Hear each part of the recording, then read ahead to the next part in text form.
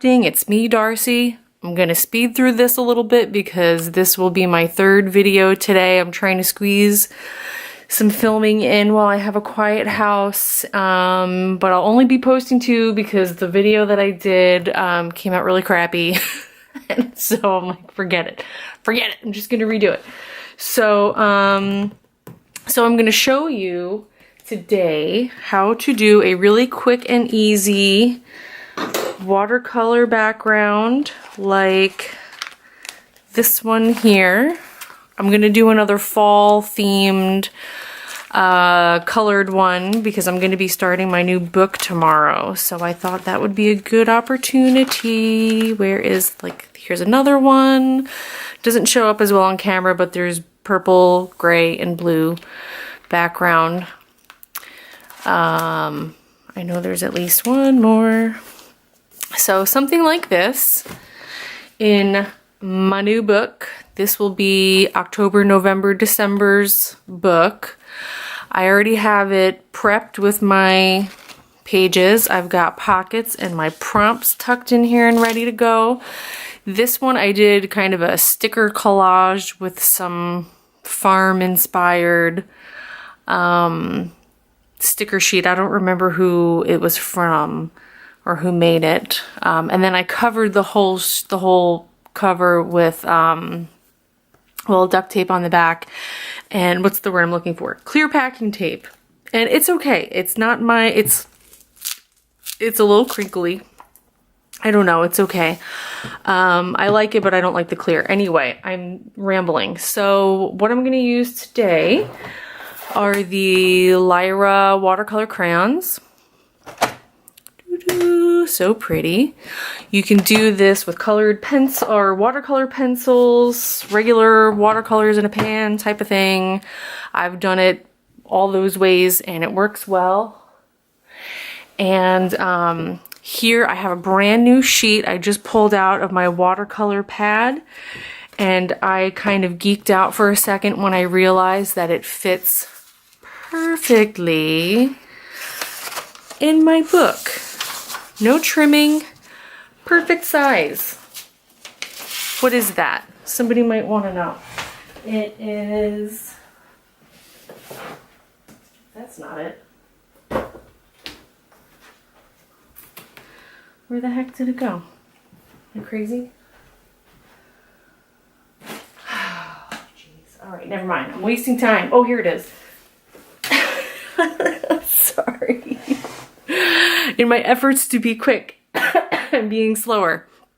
This one here, 7 by 10 inches, fits perfectly in the composition book. So I'm pretty excited about it. And this one actually doesn't have, it's the same texture on both sides. So I can actually use both sides of this once one side gets gunked up real bad. My previous sheet, one side was textured, so I couldn't really write on it and use the back side because of the texture. So anywho, all right, so that's ready to go. I've got my Pentel water brush. Sorry, that's horribly out of focus. And I'm going to use, since I'm starting with October, this is going to be, oh, you know what I'm going to do? Yes, this will be sort of an inspiration thing too. I'm going to put this pretty acetate piece over here. I think I'm going to do like a tip-in kind of thing. Maybe do some lettering. I say lettering in quotation marks because I can't letter to save my life, but some sort of like a title page, if you will. So I think I'm going to use some really fall. I'm kind of liking these four here. We have ochre. I'm going to lift them up on here. Ochre, brown ochre, burnt ochre. We're going with all the ochres. And Venetian red. Come on. It's stuck. Here we go. And I just lift them out of the pan a little bit so I have easy dipping, because I take my water brush dip it on the watercolor crayon, and then smush on the paper. And I think I'll stay zoomed out. I was zoomed in on the other video, and I think it's better if I just do it this way. So, oh shoot, you know what? I need to get more water in here. Let me come right back. Hang on. Okay, I'm back. Trying to be kind of quick here because my husband and my oldest are going to be coming back from soccer in about 20 to 30 minutes. The little guy's down for a nap. Oh, this is what I'm having to drink today. Deschutes Pacific Wonderland Lager. Oh, is good. Okay, let's do this. Let's start with, so what I would say is when choosing your colors to do this, like here, I usually have a light, a middle, and a dark color for best blendability. And I get my paper pretty wet. This composition book paper can really take a lot of water, in my opinion, considering it's, you know, not watercolor paper. It does a pretty darn good job of taking it. So I'm gonna start, I haven't used these colors together in the past. My last fall page I did more oranges and yellows. So I'm not sure how this Venetian red, I don't know that I like that actually. I think I might stick to a more brown, like Van Dyke.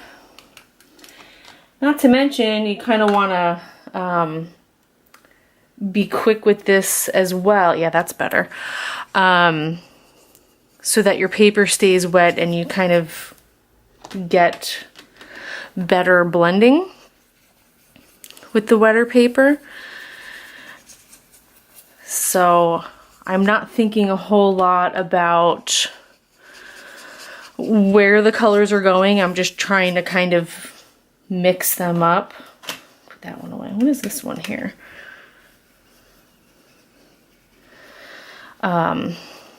Yeah, I was kind of disappointed with not disappointed with how the last video I did that you're not going to see, that I'm not going to post. I think my problem was that I used a lot of red colors, and those just don't tend to blend as well. The pigments just really stick to the paper, and it was pretty splotchy, and it's fine for the journal page because I have things that go on top of it that are going to hide the kind of ugly spots, so it's really not that big a deal. But I'm like, if I'm going to be posting this to YouTube, how about you don't put a crappy one on there? I don't know, there's a thought. So I decided after I rewatched it, and I was like, I don't know, maybe not. So I decided to do another one because I was gonna do it anyway, and the timing was perfect because tomorrow is October 1st. So here we are. So I'm gonna do it. And the yellows, I don't know, maybe I just really like yellow, but I feel like the yellows always seem to come out a little nicer. And these dry pretty light. So if you are doing this yourself and you're feeling panicked, never fear, because it really does dry with the Lyras anyway. I mean, watercolors, yes, in general, but these Lyras, if you're using them or something like these, they really soften up once they're dry. Very nice. So, yeah. And so you can see how quickly we can get this page close to done. You can see how much, I don't know if you can tell how much water I'm adding, but it's pretty wet. And you'll see when I dry it that it dries.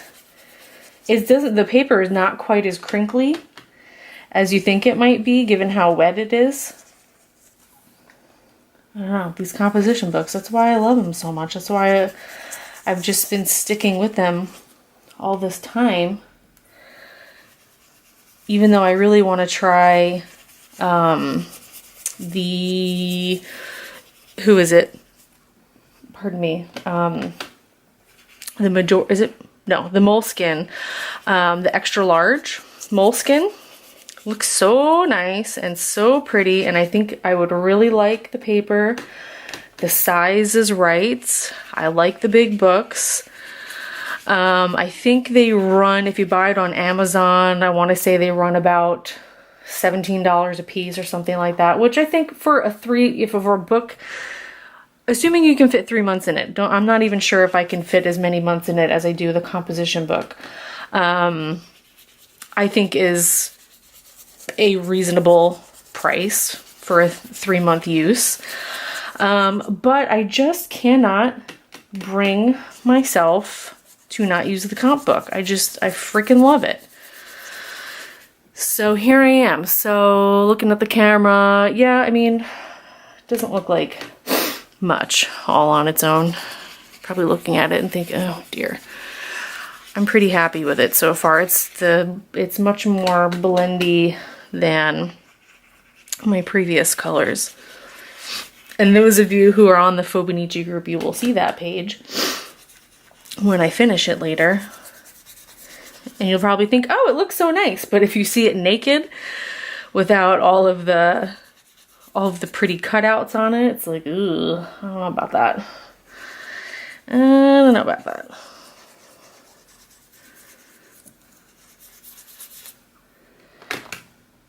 I'm so excited that watercolor paper fit in there. Such a nerdy thing to be excited about, but whoops, just can't help myself. Plus the other one, I needed some new paper. My other one was quite old, the back paper, and was starting to get some bleed through.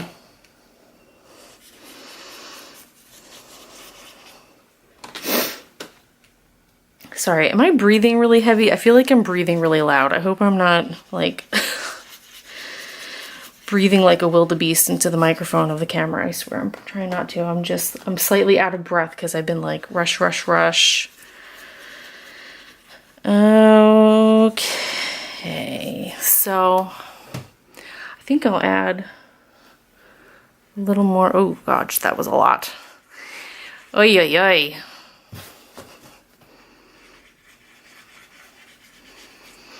And then you do that. You think, oh, it doesn't look so bad. Let me add a little something, and then you don't ruin it. I didn't ruin it. It's fine. Sorry, I'm looking in the camera as I'm looking at it in person. I kind of like that. It's gonna dry even lighter than that. I'm not sure exactly where this is going to be placed. I think I'm going to add a little more of the lightest ochre here.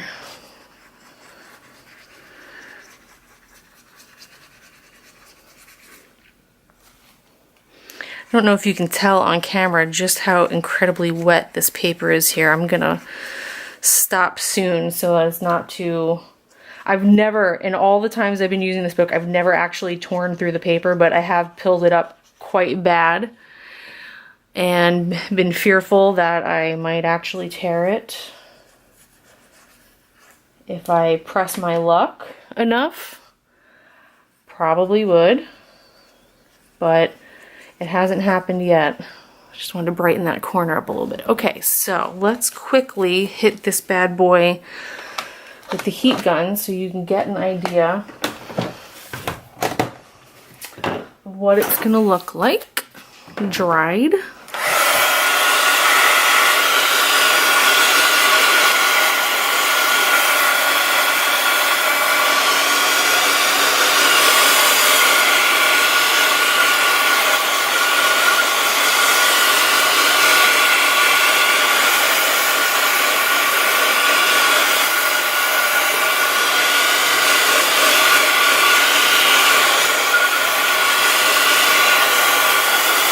And then once the paper is not so soaking wet anymore, I'll pull the protective watercolor paper out and get in between here, in between the sheets, and really get it dry on both sides.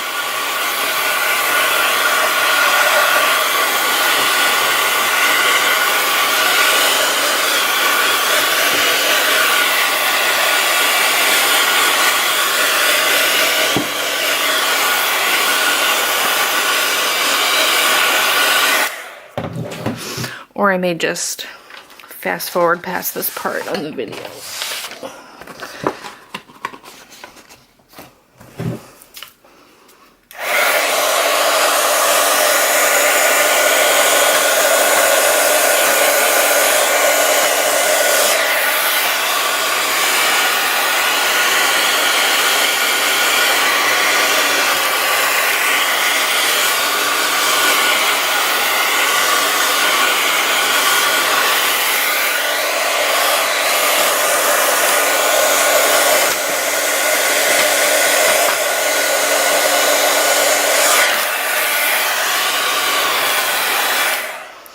Alright, it's pretty dry. It's a little crinkly, but really not too bad. And these flatten quite a bit too over time as your book gets heavier. And but I don't mind the crinkly paper. I like the crinkly paper. So there you go. It looks a lot less exciting on camera, doesn't it? Super quick. Super easy, and you can, so when I journal on top of a background like this, I usually do it in pencil first. You can write with the pencil lightly, obviously, not deep pencil, but light pencil marks, sketching for writing or whatever, and you can erase, no problem. I use a kneaded eraser to erase the pencil lines on this, and it works great. And that's pretty much all there is to it, friends. So I hope you enjoyed this. I hope it was useful. Thanks for stopping by. Bye.